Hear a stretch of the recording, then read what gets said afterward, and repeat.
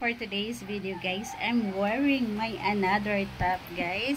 Ayan na nabili ko. Ayan, ayan guys, o diba ang ganda. Ayan yung kanyang short guys.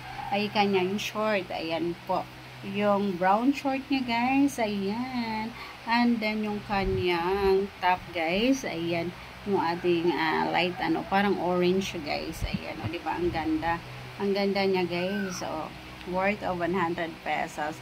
O diba ang ganda? Ayan, ang lakas guys, makaganda. Ang lakas makayaman guys. O diba sa murang halaga lang guys. Ayan, hindi mo akalain na 50 pesos each lang yan. Ayan, nasa pagdala po yan guys. Nasa pagdala, o diba? Ayan, pak na naman yung aking fashion guys. O diba, hindi mo akalain na mumurahin lang siya. Ayan, nasa pagdala po yan guys. Ayan po. Ayan po guys, yung kanyang shorts. Ayan yung kanyang shorts guys, 50 pesos. O diba?